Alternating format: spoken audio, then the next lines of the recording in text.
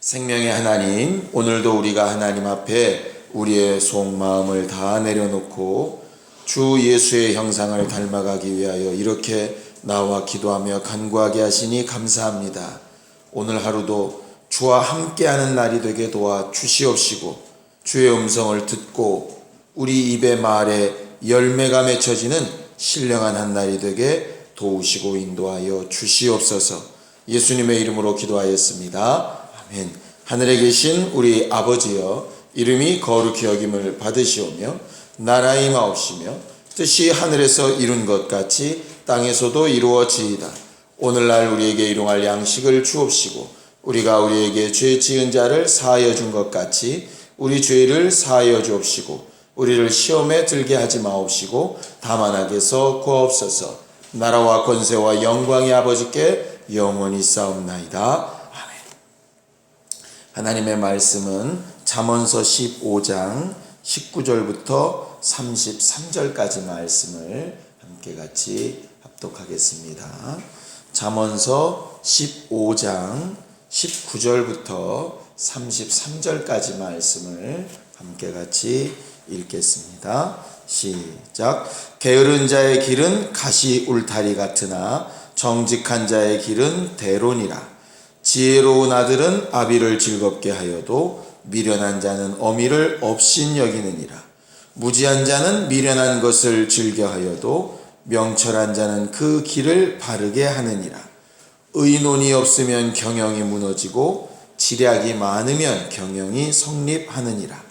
사람이 그 입의 대답으로 말미암아 기쁨을 얻나니 때에 맞는 말이 얼마나 아름다운고, 지혜로운 자는 위로 향한 생명길로 말미암으므로 그 아래에 있는 수호를 떠나게 되느니라.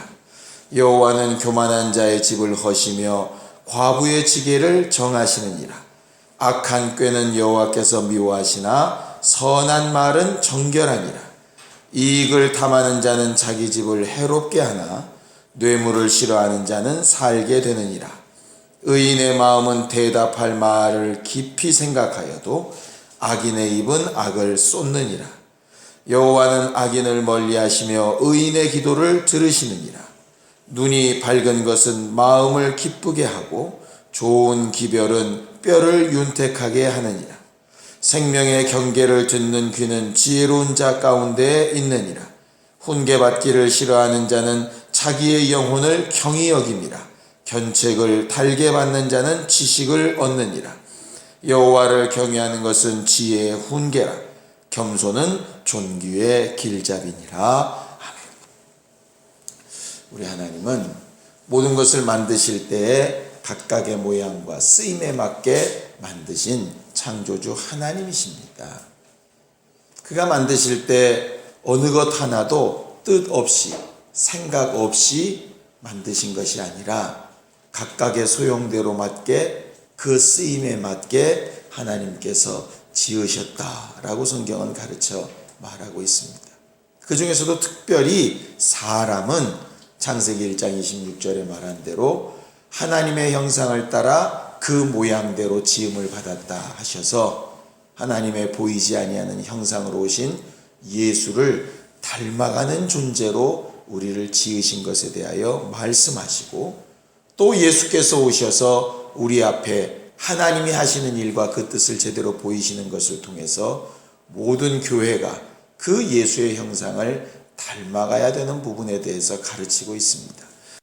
우리는 어째서든지 하나님께서 우리 안에서 그 아들의 형상을 본받게 하기 위하여 예수를 맏아들 삼아 놓으신 그 증거를 분명히 나타내 보이고 증거해야 될 사람들입니다.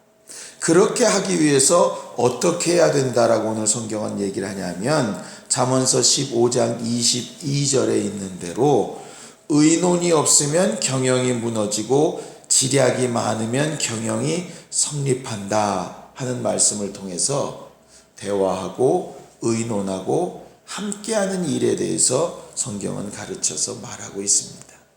지혜는 자기 혼자 독불장군식으로 이렇게 일하여 사는 사람들이 아니라 함께 대화하고 논의해 나가는 것이에요.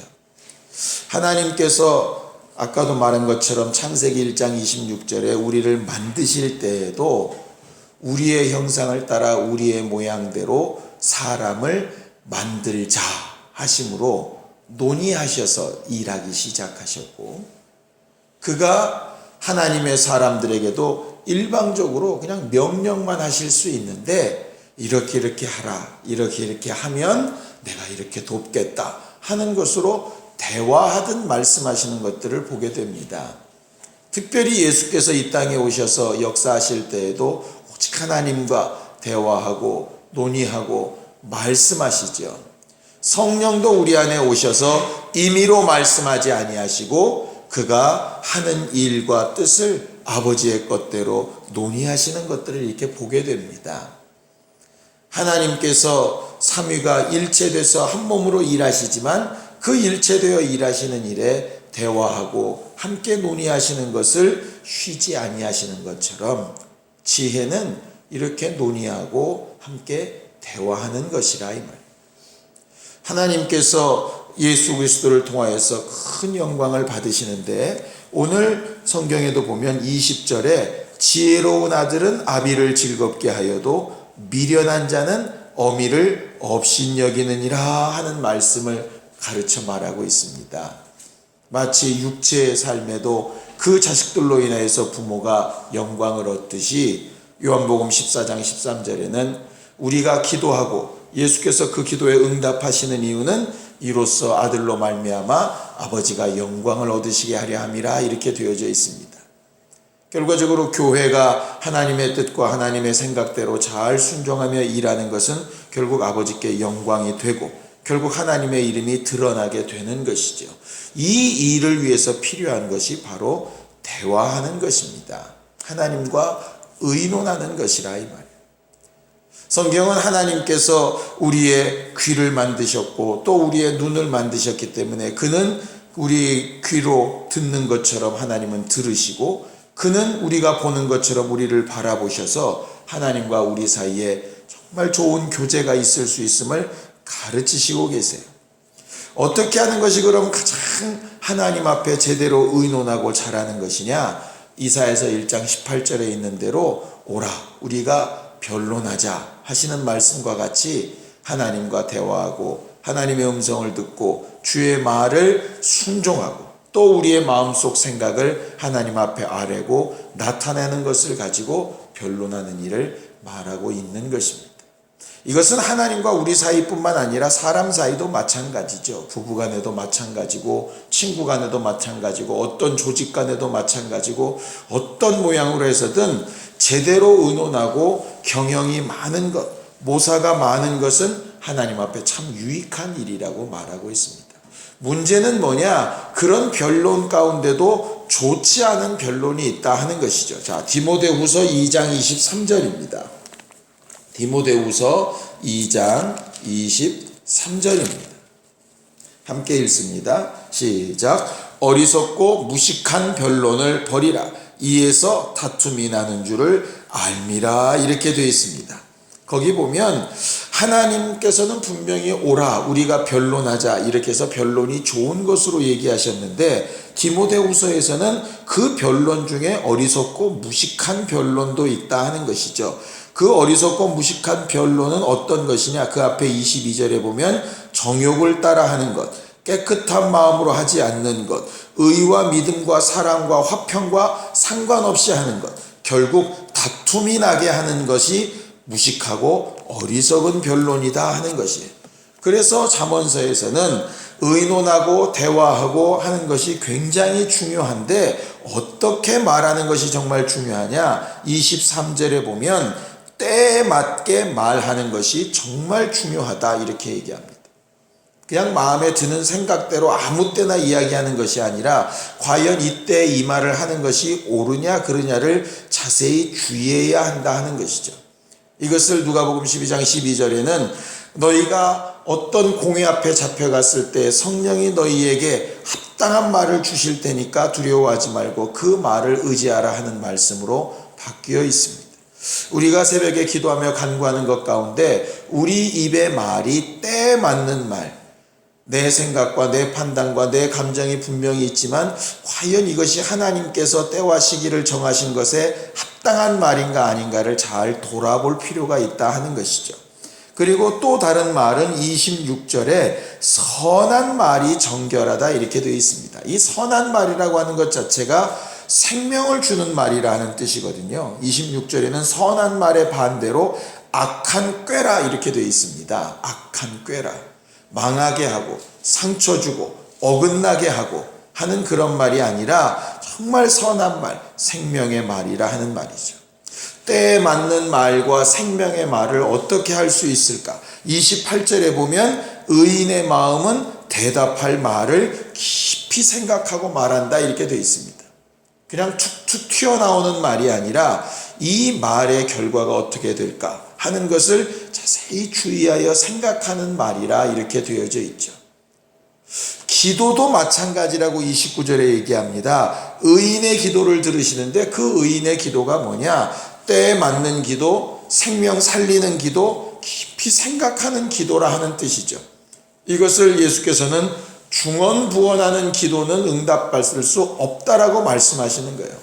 생각도 정리되지 않고 뭐가 옳은지도 구분도 안 되고 그저 마음속에 있는 대로 막 이야기하는 부분들을 이야기하는 것이죠. 사람과 대화를 해봐도 자기 마음속에 있는 감정대로 막 쏟아내는 사람과는 대화하고 싶지 않지 않습니까? 결과적으로 하나님과 대화하고 기도하며 간구하는 일이나 사람들과 대화하는 일이나 입의 말을 때에 맞게 생명의 결과가 있도록 깊이 생각하여 기도하듯 말하는 것이 정말 중요한 문제입니다. 거기에 더 중요한 것은 뭐냐면 31절입니다. 생명의 경계를 듣는 귀는 지혜로운 자 가운데 있다 그랬는데 이 생명의 경계라는 것이 뭐냐면 살리는 말로 주어지는 교훈, 경책 이런 뜻입니다. 좀 내 귀에 쓰게 들리고 내 마음에 좀 무겁게 들려도 생명을 공급하는 말소리를 들을 수 있는 사람이 복 있고 지혜로운 사람이라 하는 그 말이죠. 그래서 성경은 이렇게 얘기합니다. 자, 야고보서 1장 19절입니다. 야고보서 1장 19절입니다. 시작.